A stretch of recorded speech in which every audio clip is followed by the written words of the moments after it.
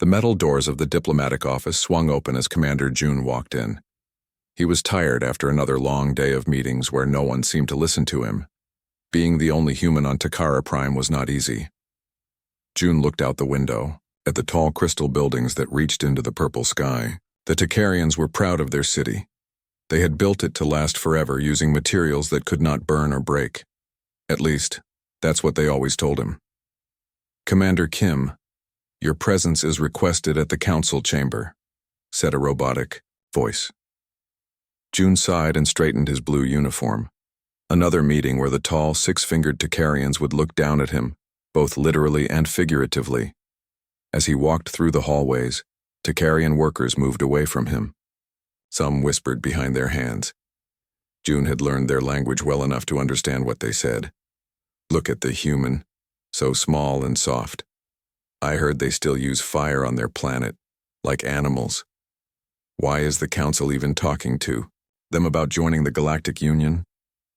June kept his face calm, though inside he felt angry. Earth had worked hard to reach the stars. Humans had overcome wars, climate disasters, and their own differences to unite as one planet. Yet here they were seen as barely more than clever pets.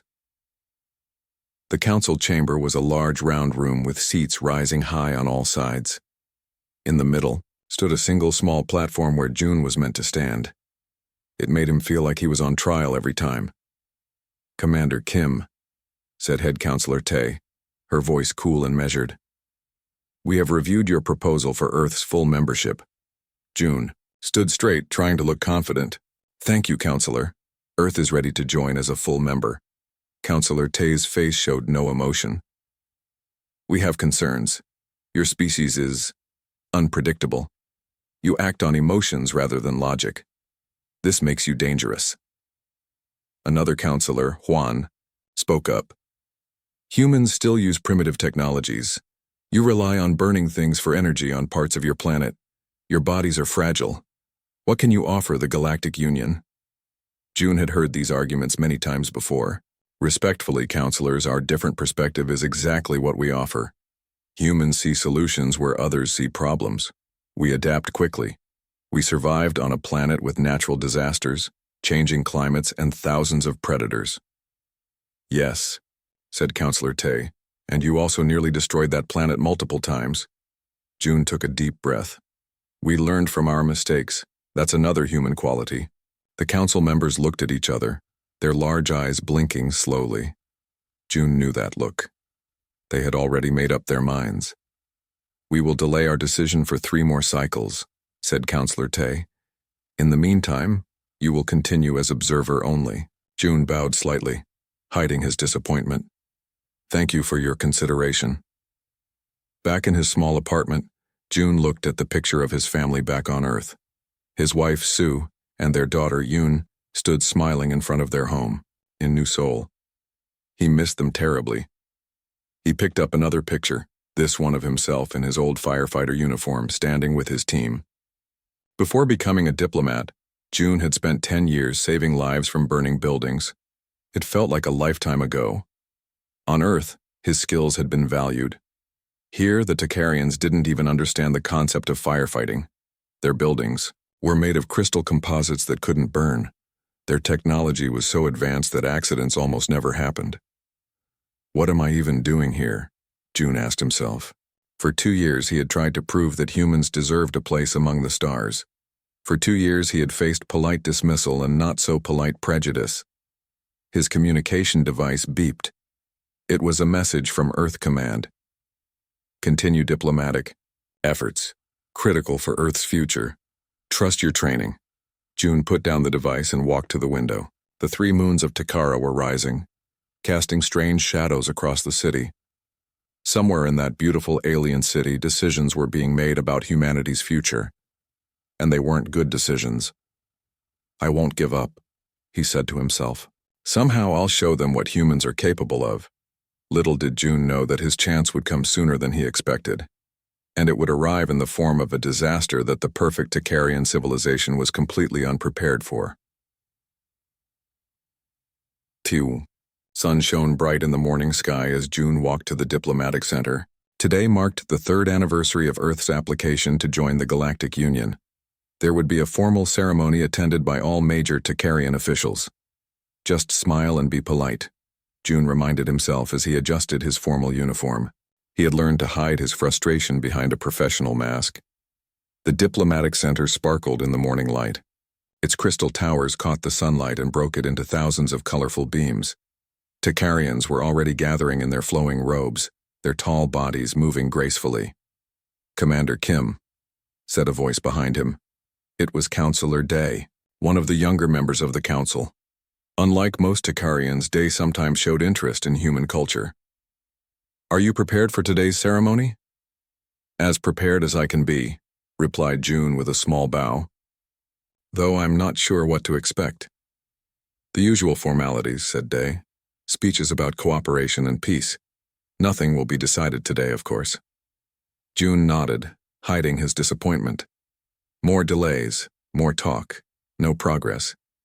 Inside the grand hall, hundreds of Takarians stood in perfect formation. Their ruler, Grand Elder Han, sat on a raised platform. June took his assigned place, off to the side, barely visible.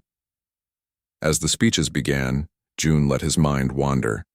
He thought of Earth, of real skies and oceans, of fire drills and emergency protocols that the Takarians would find primitive and unnecessary.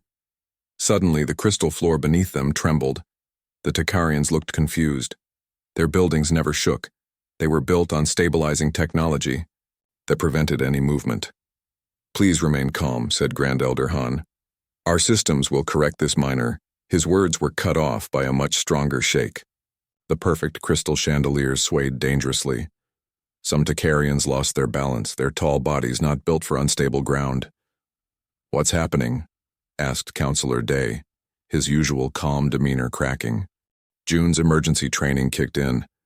"When did you last have seismic activity on this planet?" "Never," replied Day. "Our shields prevent—" A deafening alarm cut through the air. The giant viewing screen at the front of the hall switched to an emergency broadcast. A Takarian scientist appeared, her face showing what June recognized as their version of fear. "Attention all citizens. A massive solar flare has compromised our planetary shields. All safety protocols are activating. Please proceed to your designated—" The screen went black. The lights flickered. "Our systems are failing," whispered a Takarian official next to June. "This is impossible." June looked around as panic slowly spread through the hall. The Takarians had lived so long with perfect technology that they didn't know how to react when it failed. Then came a sound that June recognized immediately, one that no Takarian had heard in generations. The sound of an explosion, followed by the crackling noise of fire. "Fire!" June shouted. "Where's it coming from?" The Takarians looked at him blankly. Fire was a concept they understood in theory but had never experienced. Their buildings were designed to be fireproof, their energy systems contained. Another Takarian rushed into the hall. "The academy, the children's wing. The shield failure caused an energy surge in the lower levels." June felt his heart race. The academy was where young Takarians were educated, their most precious resource. "How many children?" asked June. "One class, 20 young ones. They're trapped in the lower level." The council members started talking all at once. June could see the panic and indecision in their faces. "We can't send rescue teams," said one. "Our environmental suits aren't designed for extreme heat. Our bodies cannot withstand the toxic smoke," said another. "The building might collapse with our fire suppression system offline." June pushed his way to the front. "I need to know exactly where they are. I need maps of the building." Grand Elder Han looked down at June. "Human, this is not your concern. Our emergency protocols—" "Your emergency protocols weren't designed for this," June interrupted. "My planet has been fighting fires for thousands of years. I was a firefighter before I became a diplomat." Silence fell over the hall. The Takarians looked at the small human with new eyes. "The children have less than an hour," said the messenger. "The smoke is already filling the lower levels." June turned to Counselor Day. "I need whatever protective gear you have, and I need those building plans now." For once, no one argued with the human. The council chamber filled with urgent voices as the Takarian leaders debated what to do. Emergency lights flashed, casting strange shadows across their tall figures. The room that usually hosted calm discussions now buzzed with fear. "Our environmental suits will melt in those temperatures," said Councillor Min, his voice shaking. "The Academy's lower level has reached over 800 degrees. Can we cut through the outer wall?" asked another. "Impossible. The building's defense systems are offline but still active. Any cutting tools would trigger explosive countermeasures," replied the chief engineer. June stood quietly, studying the building plans displayed on the large screen. The Takarian Academy was a massive structure with thick walls designed to withstand attacks from outside. Now those same protective features had become a deadly trap. "What about the emergency transport system?" asked Grand Elder Han. "The fire damaged the transport pads," said the engineer. "We cannot beam them out." June noticed something on the plans. "There's a maintenance tunnel that runs under the classroom. Could we access it from outside the building?" The Takarians looked at the small human with surprise. They had forgotten he was there. "The tunnel is too narrow for our people," said the engineer.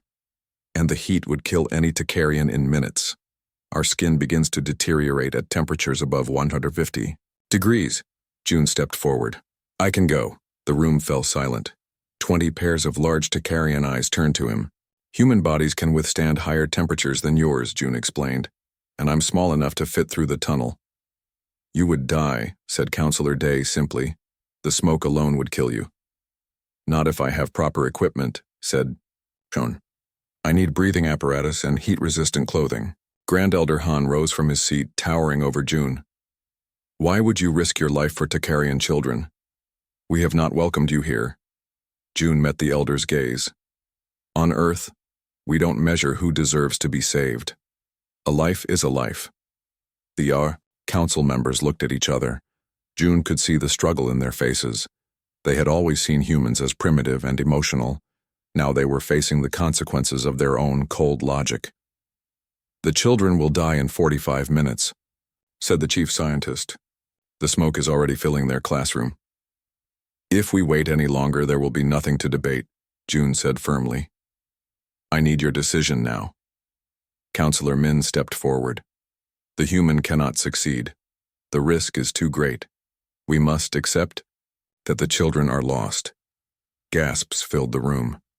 Even in their logical society, Takarians valued their young above all else. "No," said a strong voice.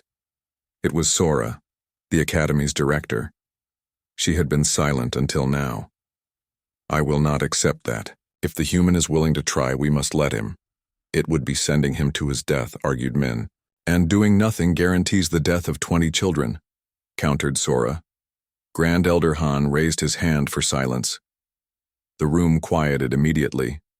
"Human," he said to June, "you understand that this mission is likely fatal? Even with our best equipment, the chances of survival are minimal." June nodded. "I understand the risks." "And still you wish to proceed?" "Yes."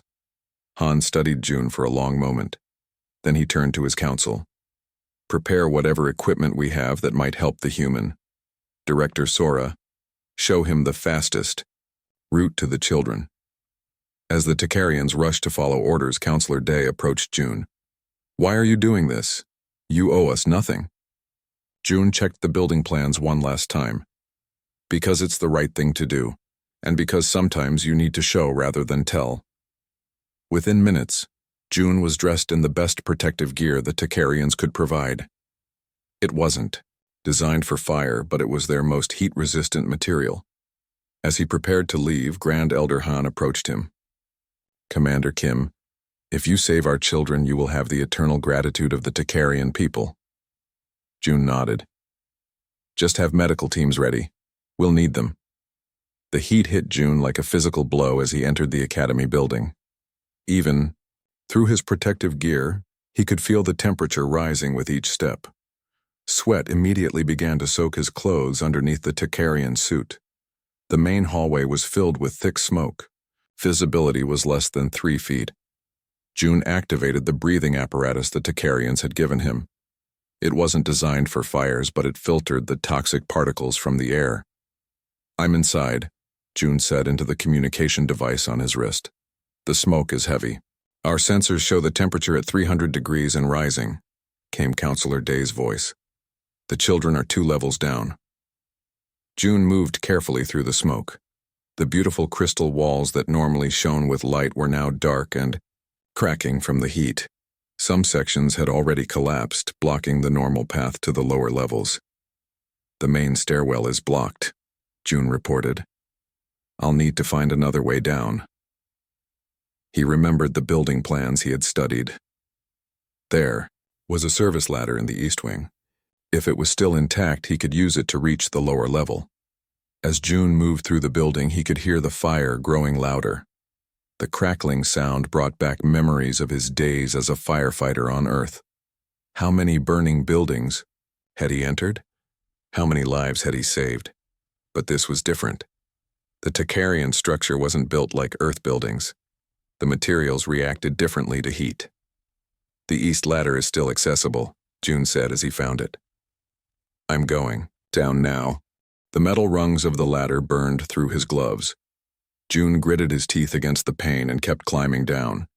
When he reached the lower level, the smoke was so thick he could barely see his own hands. "I'm on the lower level," he reported. "Which way to the classroom?" 20 meters to your right," replied Day. "But our sensors show structural damage in that area. Be careful." June dropped to his hands and knees. On Earth, he'd been taught that the air was clearer near the floor. During a fire, he crawled forward, counting his movements. Meanwhile, in the classroom, 20 young Takarians huddled together in fear. They had never experienced anything like this. Their teacher, Yuna, tried to keep them calm. "Help will come," she told them, though she didn't believe it herself. The room was filling with smoke. Several children were already coughing and struggling to breathe. The youngest, little Jin, looked up suddenly. "I feel something," he said. "Someone is coming. Someone different." Takarian children developed their empathic abilities early. They could sense emotions and presences that adults could not. "It's warm," said another child. "Not like us, but brave." Outside the classroom, June found his path blocked by a fallen section of ceiling. The debris was too heavy to move. He would have to find another way. "The main entrance is blocked," he reported. "I'm going to try the ventilation system." June found a vent large enough for him to squeeze through.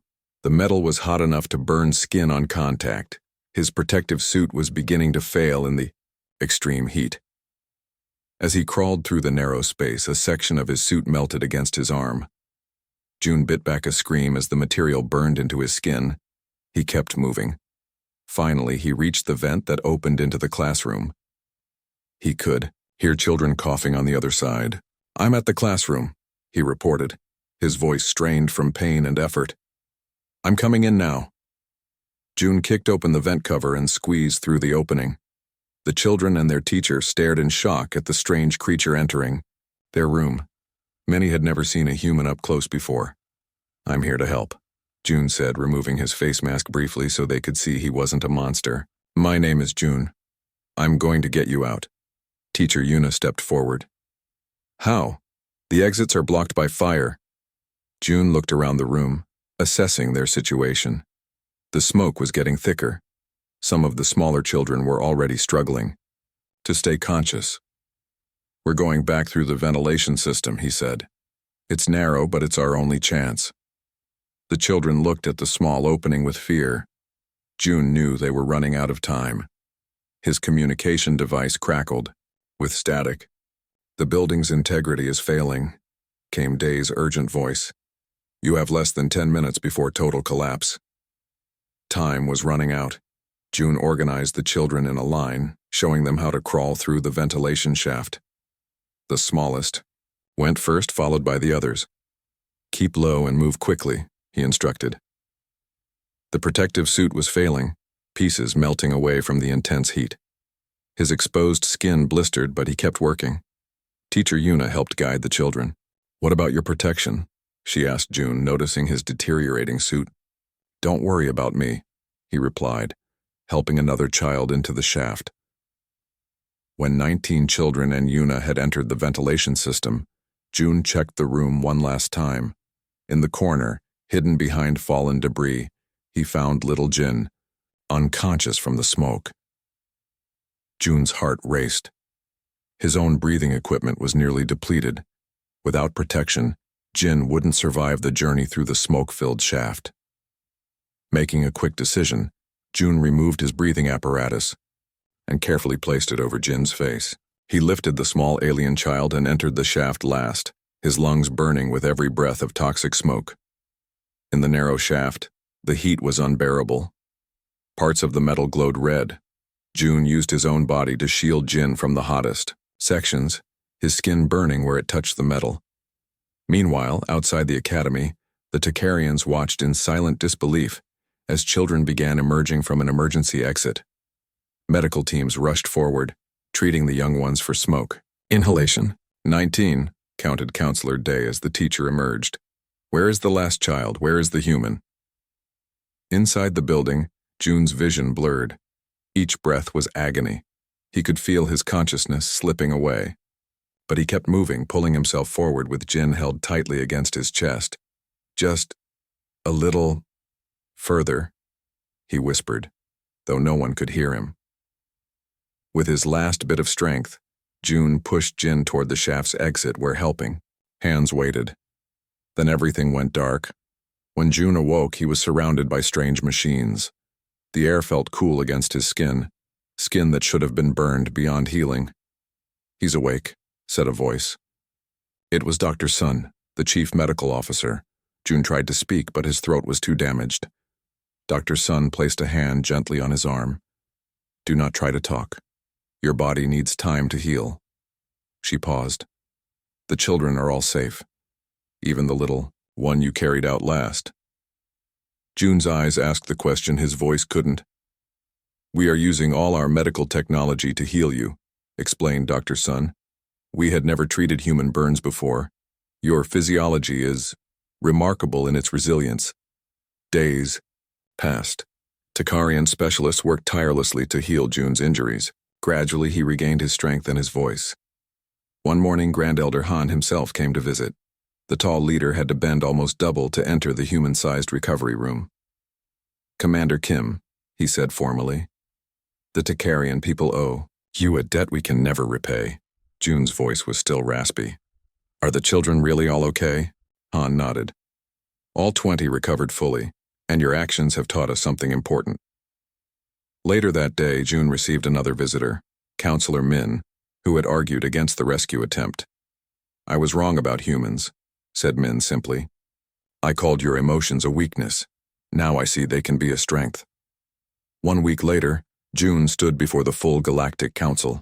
His arms and face still showed the marks of his burns, but he stood tall. Grand Elder Han addressed the assembly. We gather today to announce that Earth's application for full membership in the Galactic Union has been unanimously approved. Applause filled the chamber, something never before heard in the formal Takarian Council. Furthermore, continued Han, we propose the creation of a new Galactic Emergency Response Corps with humans in leadership positions. As the ceremony ended, a small group entered the chamber. It was the 20 children June had saved, led by little Jin. Each carried a crystal flower, the highest honor in Takarian culture.